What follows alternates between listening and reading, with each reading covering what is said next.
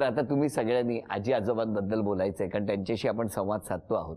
छोट्याशा चाळीमध्ये असून सुद्धा आम्ही तावरेपाड्यासारख्या एरियामध्ये जिथं गुंड आधी टपोरी मुलं असायची, पण त्यांनी ध्येय ठेवलं की माझ्या मुलांना मी शिकवणार. आम्हाला कधी बाहेर खेळायला पाठवलं नाही. आम्हाला राग यायचा लहानपणी, पण त्यांनी जिद्दीने आम्ही सगळ्या मुलांना पदवीधर ते केलं. आम्ही तिथले पहिले पदवीधर.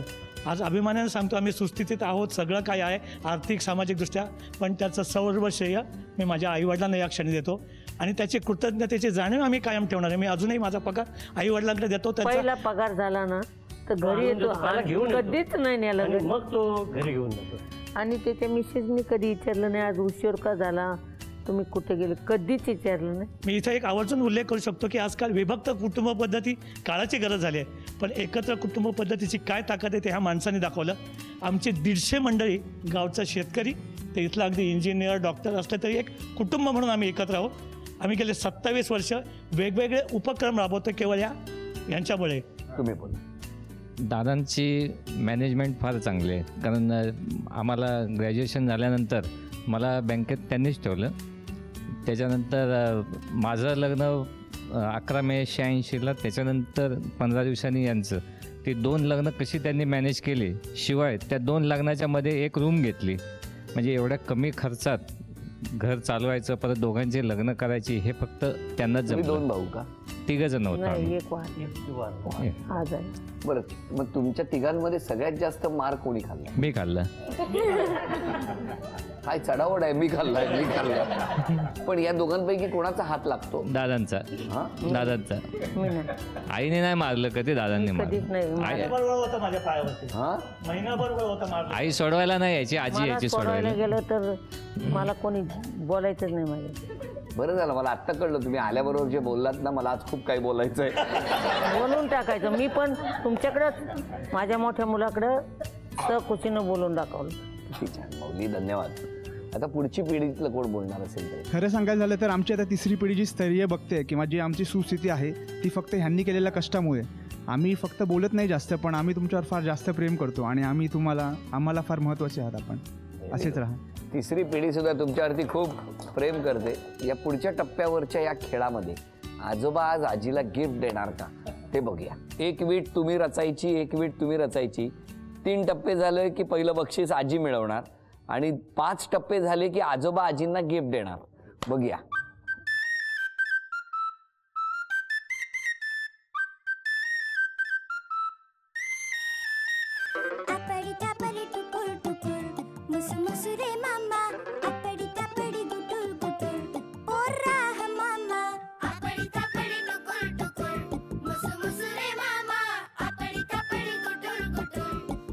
चला, पहिलं बक्षीस आजीनी स्वतःचं बक्षीस मिळवलेलं आहे. तुम्ही मला दम देऊ नका. नाही नाही नाही. हो, तुम्ही त्यांना बोलायचं नाही. आजी बरोबर की नाही? मग तुम्ही म्हणजे असं केलं की तो करतो की नाही. कसं वाटलं तेव्हा? छान वाटतं. हो, तेव्हापासून बांद्र्यातच आहात? होतो बरेच वर्ष. मग 78ला मग मी गोरेगावला राहायला आलो.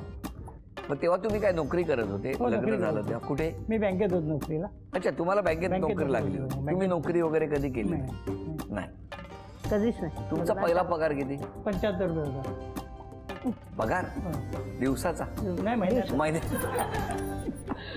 किती कमी पगार आहे ना. पण मग त्यावेळेला तुमचं घर जर सेट होतं तर तुम्हाला काय स्ट्रगल वगैरे करावं लागलं नाही. मग मला सांगा, एवढं आजींना फिरायला नेलं कुठे कुठे त्यावेळेला? ती काय ठिकाणं होती, कुठली ठिकाणं होती? तसे आम्ही फिरायला म्हणजे वांद्र्यामध्ये बँडस्टँड आणि झू. बाकी लांब पुढे फिरायला म्हणजे डोंबिवली टू डोंबिवली. लांब गेलो ते सांगा ना विमानाने. ते नंतर फिरायला काहीतरी सांगताय.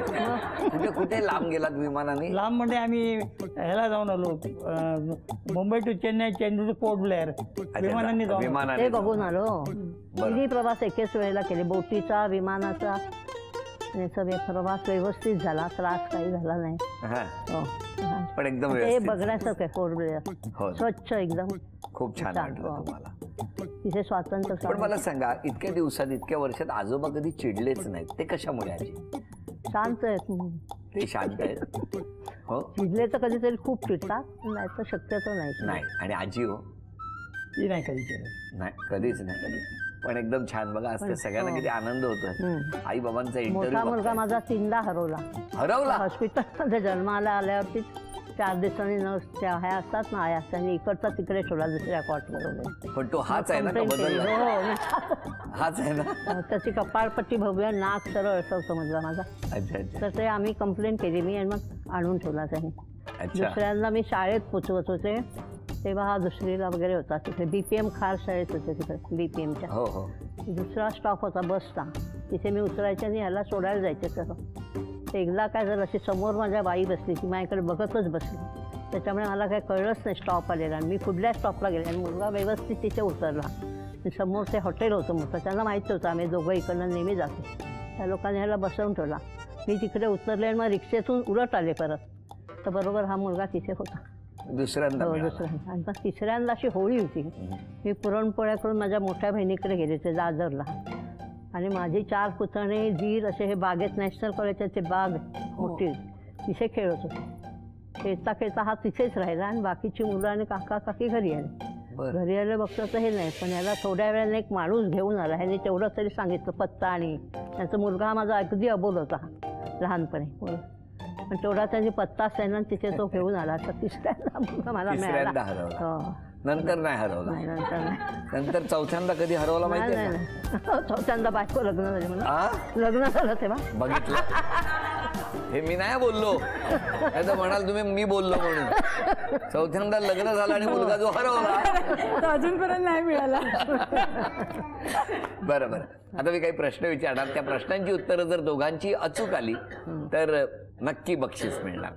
पहिला प्रश्न विचारतो, पण उत्तरं दोघांची समान आली तर बक्षीस मिळणार. हा. आजोबांनी या तिघांमध्ये सगळ्यात जास्त लाड कोणाचे केले?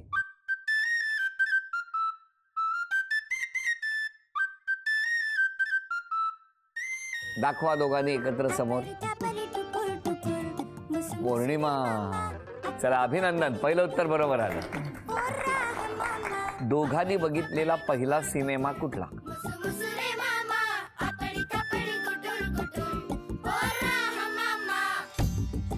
दाखवा. नाही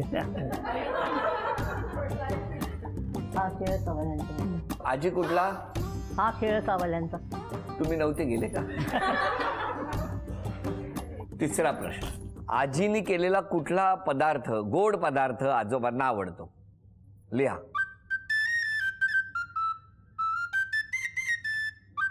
आतापर्यंत एक बक्षीस बरोबर आलंय.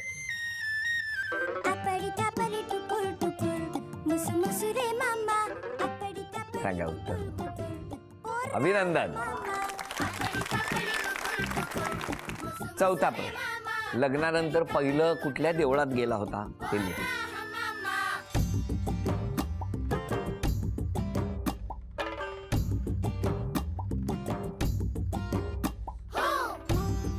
दाखवा. शीतला देवी माहीम. तुम्ही जरीमरीला गेले होते.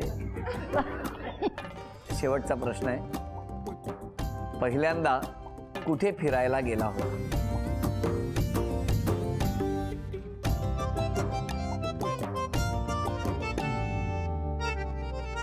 लिहा. दाखवा आजोबा. बँडस्टँडला. आजी तुम्ही जीवला गेले होते. 5 प्रश्न विचारले, त्यापैकी 2 उत्तरं बरोबर आली. हे 1000 रुपयाचं बक्षीस आजी तुम्हाला मिळालं. अभिनंदन. मगाचपासून 50 वेळा आम्ही 4 बहिणी, आम्ही 4 बहिणी. हा, बहिणीचंच कौतुक जास्त. कौतुक जास्त. कौतुक जास्त. अरे काय पाणी प्यालाय, आम्ही 4 बहिणी. तुम्ही जेवलात, आम्ही 4 बहिणी. तुम्ही एकट्याच जायचं? नाही आम्ही 4 बहिणी. पाहिजे.